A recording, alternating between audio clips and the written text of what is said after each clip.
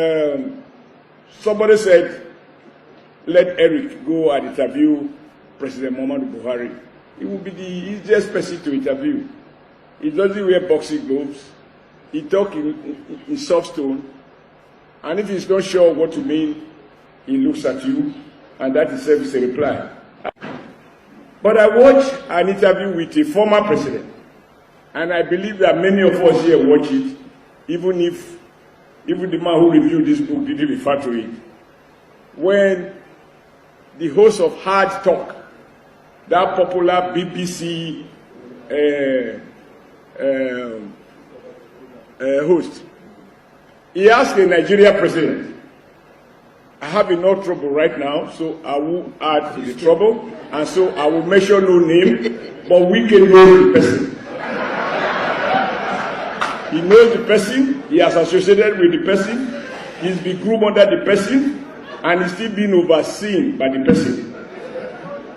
And they asked him two questions I found interesting, different interviews. The man started by giving lectures as he has always done. He has all the answers, only the rest of us don't know the answers. And he said the problem of Africa is lack of population control.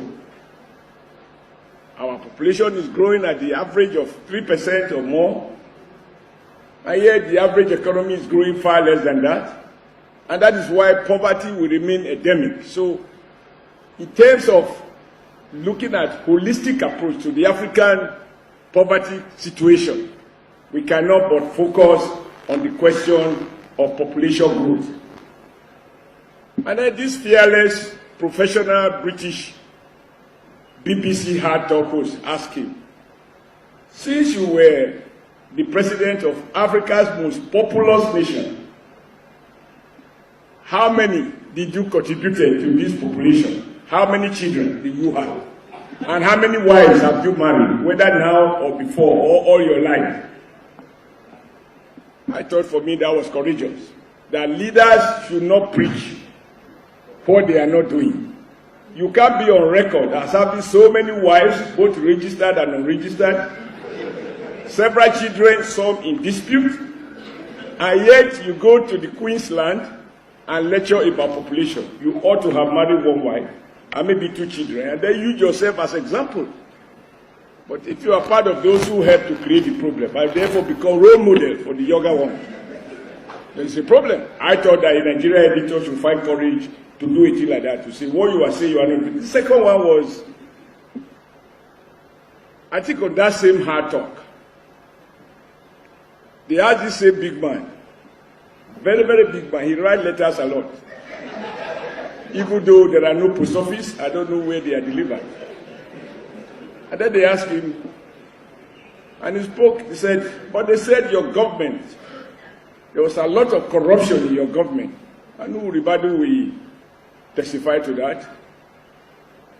And he said, did they say I, that is himself, did they say he was corrupt? He said, no, that you superintended over a government that, according to Transparency International, was very corrupt. And you didn't fight it, even though you set up former institutions. He tried to make a distinction between the president and the government. And the man said, but you have a responsibility to enforce law and order. You made those laws. You did not enforce them. For me, talking about courage and professional hazard, that would be, I'm trying to imagine if anybody would have, in this hall, would have asked him such questions, and then he finds his way to his Akpo village to go and sleep as if nothing has happened. But I do agree that asking difficult questions can be a problem, particularly when the answers are not readily available. But the one I sometimes find embarrassing is when the journalist will ask, Mr. Adams, I was in Port Harcourt. Wike said you are a he-goat. So what do you have to say to that? I will say, Wike said I'm a he-goat. You cannot answer the question. Am I a he-goat? We, Unfortunately, I have to say we now, very reluctantly, but it is the truth.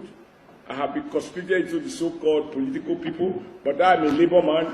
You are my witness. I was just invited to go to Edo, and then one thing led to the other, and I'm here. And now, Secondus and I are being categorized as politicians, but I'm basically a labor man. I thought I was coming to just unveil and present the book, the interviews. But the chairman of APC has raised some issues which need to be addressed. And that is why there's a difference. The chairman of APC said it's good for leaders to preach what they practice and not to preach what they don't practice.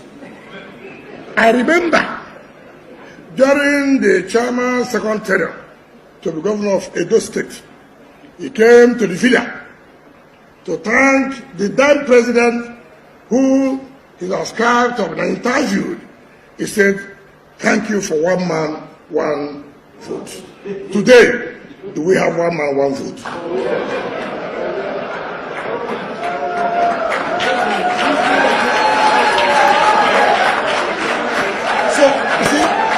So, you see, it is very, very, when he had an opportunity to thank a president that said, one man, one vote, he should have carried it along to make sure that one man, one vote. So, preach what you practice. 2, you remember, in their own time, they had what they call occupied Nigeria. Nobody was arrested. Nobody was sent to jail. Nobody was detained. Nobody disobeyed any court order. Today,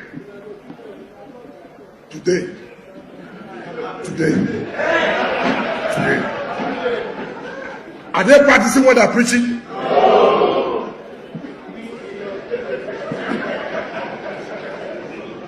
So it is very, very important for us to know where we are. And we cannot be deceived by rhetorics. We cannot be deceived by what we are seeing. All of us know we are not progressing. Rather, we are doing what? Progressing. So my brother, my leader, the chairman, Nigeria is witnessing what to preach, and we are not practicing. So as a leader, I want to come back to you. Please tell our people. In fact, even the BBC had talk. That was the first time I heard that a cabinet member would say he does not like money. It's the first time I've heard that a cabinet member would say he does not like money. Who does not like money here? Who does not like money? Without money, can you pay a children's school fees? Chairman, that is what it is. That the media are those responsible. I'm not going to hide it. The truth of the matter is very clear. The truth of the matter is very clear. The role you played before this government came, play the same role now. Play the same role. Why are you not talking again? Why are you not talking? So it's not that I said, you know what I said is correct. Because what you publish about River State is not correct. What you publish is what you are given to publish. I was thinking that my younger brother would have been here. He had left. He said he was going by 12. No. He said, what you publish will affect the country. But he does not, he has forgotten that what you say about your state will also affect your state. Can there be Nigeria without states? When you demarcate your own state, will investors come? So why are you not preaching that journalists should not publish negative things about Nigeria? But you will say negative things about your own state. Preach what you want to practice. Like what the keynote addresser said, even though the chairman tried to and bent it. Go and interview the president, they wanted to be the same thing. The chairman tried to bend it. And I like him. The chairman is a good, in fact, the publicity he gives to his party is very good. And the government. And that's why we should encourage him to continue to be the chairman of his party. I will encourage him. Because the publicity he gives to his party, you know, he comes here, you see the way he has done it. Very, very well. He said labor. I don't want to go into the issue about labor. I don't want to talk about labor. I don't want to talk about labor. I don't want to go to labor. I don't want to go to labor. Because if you see the kind of safari he wears now, it's not the same thing that time. It's not the same. Because as I was sitting with him, if you see the kind of safari, no labor man can wear that kind of safari.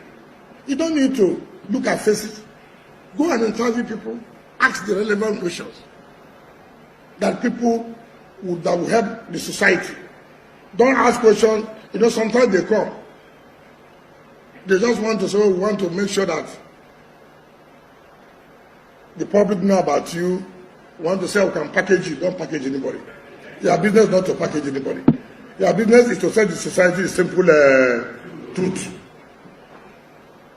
I know those, even if I do well, they will never write well about me. I'm not worried. Don't write. You wrote, I will not win, I won. Second choice, I will not win. Somebody knows I won. Very well. Even the Chamber of Education tried in 2015. Chairman, you tried. But God was not on your side. I don't like to come to Abuja. I don't come to Abuja. I don't. Because those who voted for me are not here. That's why I stay in my state. That's why I stay in my state. That's why I made it difficult for the chairman of ABC not to get 25%. Because I stay there. I don't come here. How many of you have voted in River State? How many of you? So I don't come. Yes, you are in Abuja. Don't come there. Don't come. You are in Abuja. So I am a Rivers person that would love to stay in River State. In fact, the best city for me in this world is River State. The best city everybody can talk about is River State. I'm going back. I will stay here. I will stay here. I'm going back. Because there's nothing interesting me here. Come to River State, you will enjoy yourself. Beautiful fish, all those things, you get it. All this while you are here, you are eating artificial pond fish. I have invited Mr. Chairman to come to River State, even though they don't have water. But as for my brother, I can help them. Give them fresh fish, proper fresh fish. And you see how the whole thing, when he eats our own fish, you will see the difference. It's not the same. It's not the same. That's why he struggled to make sure that they get our state. He said, no, it's not possible. It's not possible. I've been